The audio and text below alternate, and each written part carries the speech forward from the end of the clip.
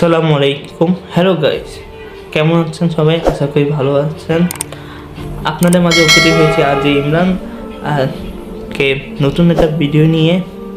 সেই নতুন ভিডিও কি হতে পারে, একটা ভয়ঙ্কর কাহিনী। সেই ভয়ঙ্কর কাহিনী নিয়ে আজকে ভিডিও। সবাই আমার চ্যানেলকে সাবস্ক্রাইব, লাইক এবং কমেন্ট করে আমার পাশে থাকবেন এবং প্রতিনিয়ত শুনবেন আজ ইমরানে ভূতের কাহিনী। কথা না বাড়িয়ে চলে যাই মূল ভিডিওতে। আসসালামু আলাইকুম। আমাদের মাঝে উপস্থিত হয়েছেন মুজাহিদ ইসলাম। তো আমাদের এই মুজাহিদ ইসলামের কাছ থেকে আগে সেই ভূতের কাহিনী শুনবো। তার ঘটে যাওয়া ভূতের কিছু কাহিনী আমাদের বলবে, গল্প। তো আমরা সেই কাহিনীটা শুনবো।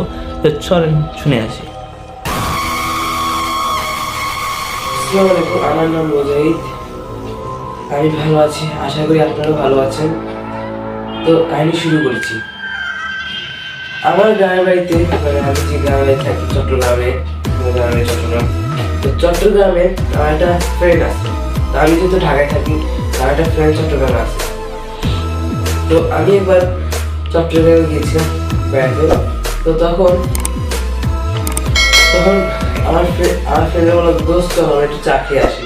আমার ফ্রেন্ড আসে চল। পরে ওখানে চা খাওয়ার সময় ও বললো, দোস্ত আমার না খালি ভয় ভয় লাগে। আমি কিসে ভয়? বললো, আমার খালি মনে কে যেন আপনি মারার চেষ্টা করছে, আমার মারার চেষ্টা করছে।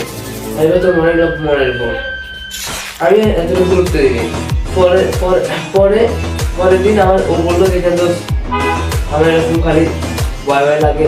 আমি বললো, এটা তো তুমি সিরিয়াস অবস্থা, শুধু কালকেও বলতে হবে। পরে আমি করে বললাম, ঠিক আছে আমি লিখতেছি। পরে তারপরে 3 দিন, 3টা দিন এই কাহিনী বসে একসাথে। তো 3 দিন তারপরের দিন আর কি, 2 দিনের পরের দিন আমি তো বললাম, আবার আমাকে বলছি এরকম এরকম।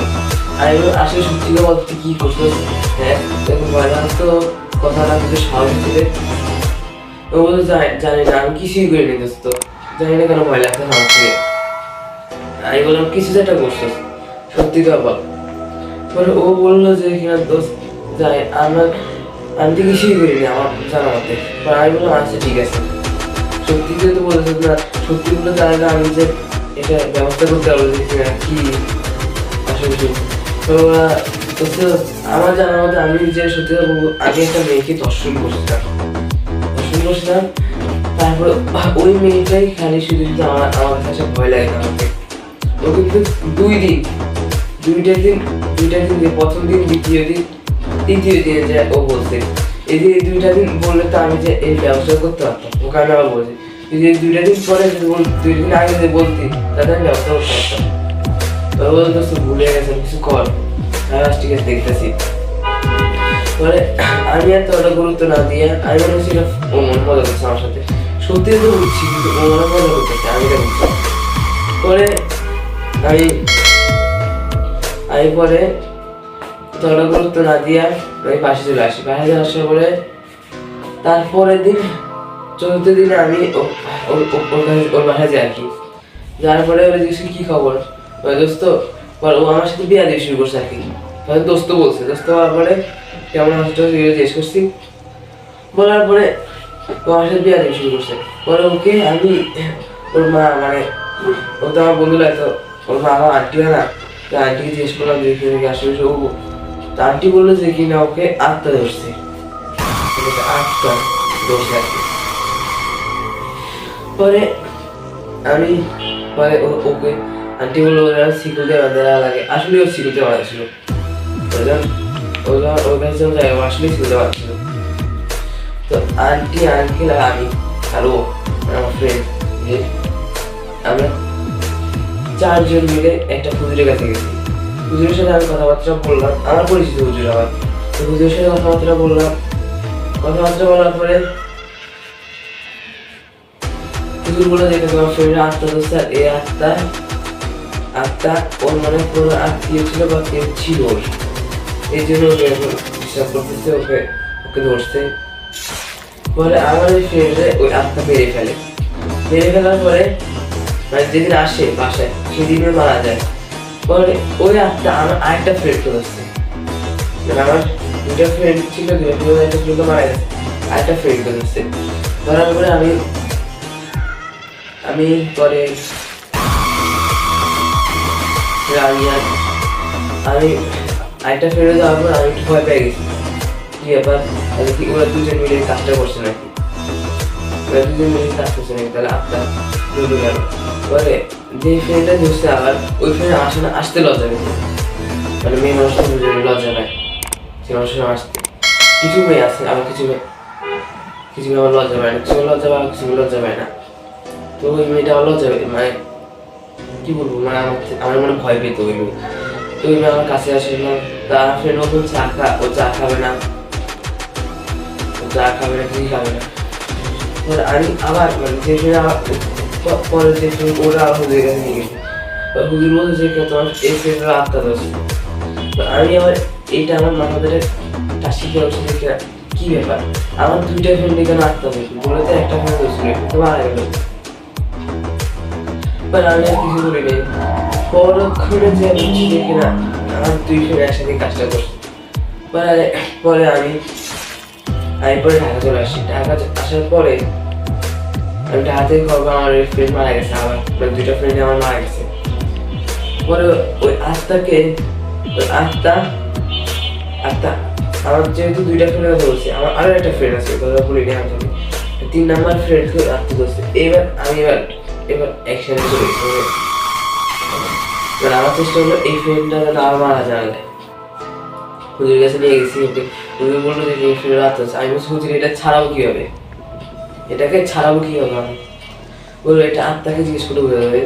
বা আমি হুজুর, তারপর আমার ফ্রেন্ডের মা বাবা বোনও ছিল ওই ফ্রেন্ডের।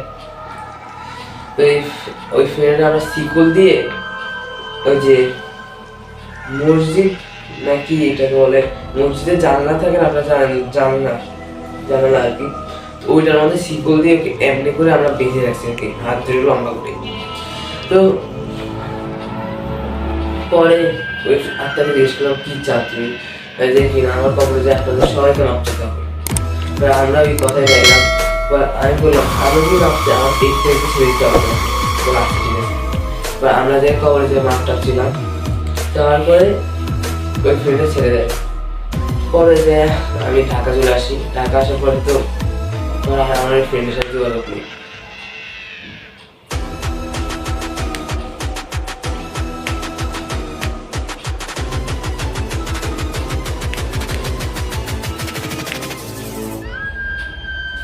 আচ্ছা, আপনি যে কথাটা বললেন যে আপনার বন্ধুকে আত্মা ধরেছে বা আপনি সেই সাথে আপনাকে আরও 2 ফ্রেন্ডকেও ধরেছে, তো যে সরি তো যে আত্মাটা ধরেছে ওই আত্মার নাম কী ছিল, মানে যে মেয়েকে ধর্ষণ করছে আপনার বন্ধু মেয়ের নাম কী ছিল, এবং ওই মেয়ে কি একই, মানে আপনার বন্ধু কেন ধর্ষণ করেছে সেটা একটু যদি আমাদের দর্শকে বলতেন। ওই মেয়ের নাম ছিল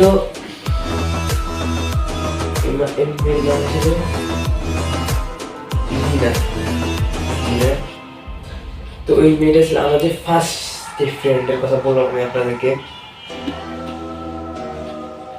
বুঝতে পারছেন ইমরান ভাই, বুঝতে পারছেন? আমি যে ফার্স্ট যে মেয়ের কথাটা বললাম এই ভিডিওতে, তো ওই মেয়ে ছিল আমার ফার্স্ট ফ্রেন্ডের গার্লফ্রেন্ড। ও আচ্ছা, আমার 3 জন, ওই ফ্রেন্ড আর 2 জন ফ্রেন্ড মিলে মেয়েটা দর্শন করার পরে আচ্ছা কারণটা কি, মানে কি কারণে ধর্ষণটা করা হয় সেটা সরি, আমার ফার্স্ট ফ্রেন্ডের সাথে একটা তর্কাতর্কি হয়েছিল। ও পরবর্তীতে মানে সে কি হয়, পরবর্তীতে কি সে ওই আত্মা কি আপনার বন্ধুকে মাফ করে দেয়? আচ্ছা, পরে তো আর কোনো মানে ধরে না, সেটাও মারা দেয়। ওকে, এটা কই করছিল, মানে কাহিনিটা চট্টগ্রাম কোন জায়গায় করছে একটু বলতে পারবেন, মানে চট্টগ্রাম কোন জায়গাটা করতে পারে? এটা করেছিল পাহাড়তলি। আচ্ছা দর্শক শুনেছেন, এটা ভূতের এটা কাহিনী আমাদের মুজাহিদ ইসলাম ভাইকার থেকে। তো এখানে বোঝা যায় যে আসলে অনেকে আসলে ধর্ষণকে ছাড়া পায়, সেটা না, তার আত্মা বা তাকে ধরেছে। তো কাহিনিটা আপনার অনেকে ওই কাহিনিটা শুনেছেন, শোনা হতে পারে অনেকের ক্ষেত্রে মানে মজার লাগতে পারে, অনেকে আবার ভয়ও রাখতে পারে।